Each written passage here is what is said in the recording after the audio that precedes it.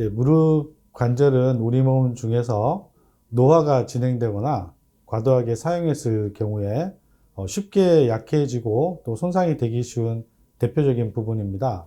평소에 오래 걷거나 했을 때 통증이 온다든지 무릎을 굽혔다 폈다 할 때 통증이 있고 또 소리가 나는 경우에는 연골 손상을 의심해 볼 필요가 있습니다. 그런데 이런 증상을 방치하다가 너무 심해져서 이제는 병원에 가봐야겠다 해서 검사를 받아보았을 때는 이미 연골 손상이 많이 진행된 경우가 허다합니다.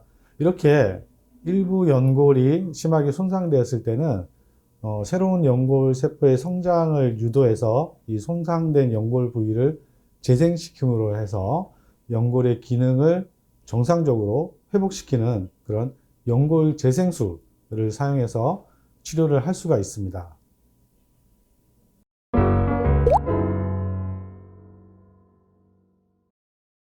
네, 연골 재생술은 여러 가지 방법이 있는데요. 대표적으로 자가 골연골 이식술, 미세 골절술, 그리고 동종 제대혈 줄기세포 연골 재생술의 대표적인 세 가지에 대해서 소개해 드리겠습니다. 먼저 자가 골연골 이식술인데요.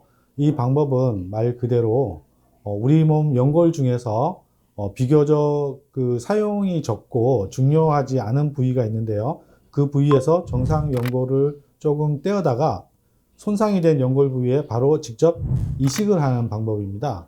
이 방법은 주로 연골의 병변이 2제곱cm 미만인 작은 병변에서 주로 사용을 하는 방법인데요. 이 방법은 관절 내시경으로도 치료를 할 수가 있고 다른 여타 관절 연골 재생술에 비해서 회복이 굉장히 빠르기 때문에 수술 후에 빨리 무릎을 움직일 수도 있고 체중 부하를 빨리 할 수 있다는 그런 장점이 있습니다.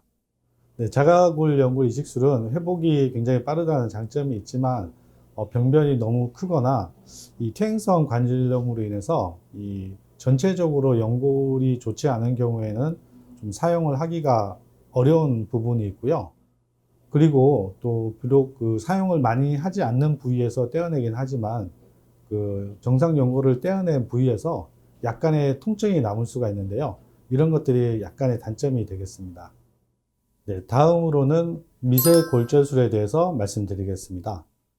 네, 미세골절술은 연골이 손상된 부위에 여러 개의 구멍을 뚫어주게 되면 그 구멍을 통해서 골수에 있는 줄기세포하고 성장인자들이 흘러나오게 됩니다.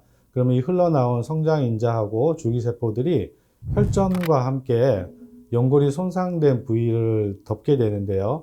이 시간이 지나면서 연골이 재생되게 됩니다. 미세골절술은 일단 비용이 적게 들고 또 관절 내시경으로 간단하게 치료를 할 수 있는 장점이 있는 반면에 그 재생되는 연골이 정상 연골인 초자 연골이 아니고 그거보다는 약간 질이 조금 떨어지는 섬유 연골로 대체가 된다는 그런 단점이 있습니다.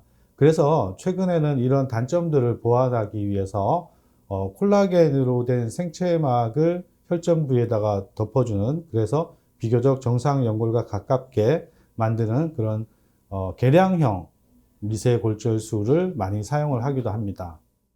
네, 마지막으로 동종 제대혈 줄기세포 연골 재생술에 대해서 말씀드리겠습니다.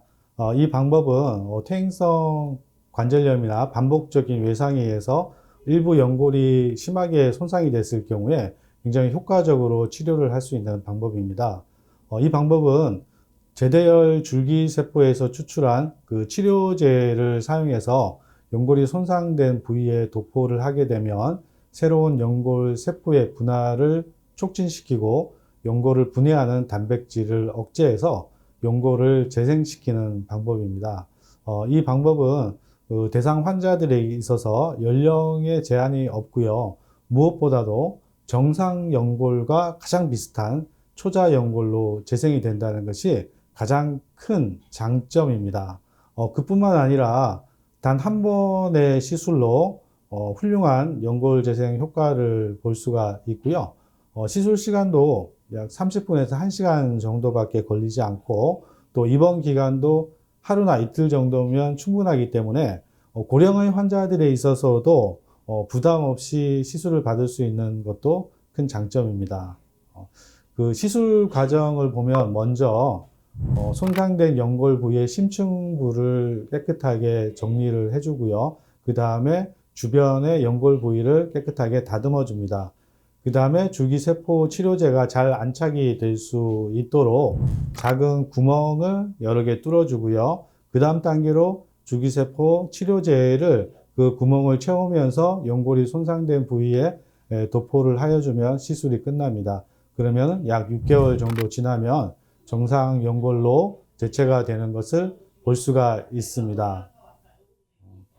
그런데 이 줄기세포 연골 재생술 방법은 변형이 아주 심한 말기 퇴행성 관절염 환자들에게서 인공관절을 대체할 수 있는 그런 수술은 아니고요.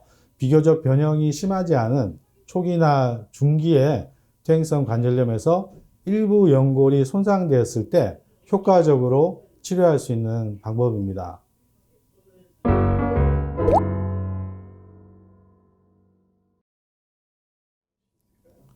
네, 이런 연골 재생술은 자신의 관절을 보존할 수가 있고 또 통증 완화라든가 기능 회복에 있어서 굉장히 좋기 때문에 좋은 수술 방법이긴 하지만 고난도 수술이기 때문에 반드시 경험이 풍부한 의료진에게서 정확하게 진단을 받고 개개인의 상태에 맞는 그런 맞춤형 치료를 하는 것이 무엇보다도 중요하겠습니다. 그리고 수술 후에도 수술로 끝나는 것이 아니고 오랫동안 관절을 보존하기 위해서 운동을 통해서 무릎 주변의 근육을 단련시키는 것이 또 필요한데요.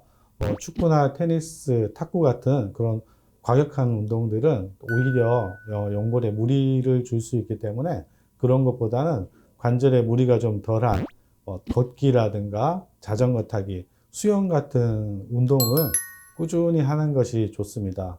그뿐만 아니라 너무 갑작스럽게 운동을 과하게 하게 되면 오히려 역효과가 날 수 있습니다. 그래서 자신에게 맞는 운동 방법을 선택해서 약한 강도부터 시작해서 서서히 운동 강도를 늘리고 운동 시간도 늘리는 것이 필요하겠습니다.